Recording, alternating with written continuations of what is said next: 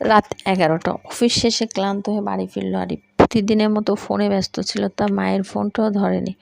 বাড়িতে এসে শুনল মা বিকেলেই গ্রামের বাড়িতে চলে গেছেন। টেবিলের উপর একটি খাম পড়েছিল, খাম খুলতেই লেখা, বাবা জানি তুমি অনেক ব্যস্ত, তাই বিরক্ত করি না, শুধু মাঝে মাঝে তোমার কণ্ঠটা শুনতে ইচ্ছা করে। আর শরীরটা খুব খারাপ লাগছিল, তাই তোমাকে ফোন করেছিলাম, ধরনি। তাতে কোনো কষ্ট নেই, শুধু নিজের যত্ন নিও।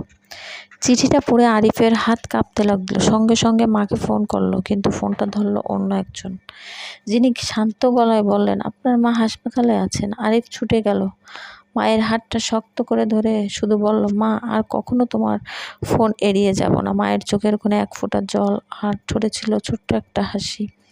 এ থেকে আমরা কিছু শিক্ষা নিতে পারি। জীবনের সবচেয়ে মূল্যবান মানুষগুলোকে আমরা প্রায় পরে কথা বলবো বলতে বলতে অবহেলা করি, কিন্তু একদিন হয়তো সেই পরে আর আসে না। আপনার মা বাবা যদি বেঁচে থাকেন, আজই একবার ফোন দিয়ে বলুন ভালোবাসি।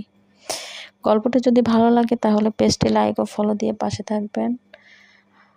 আর অবশ্যই পরে নতুন কোনো গল্প নিয়ে হাজির হব। আসসালামু আলাইকুম, সবাই ভালো থাকবেন।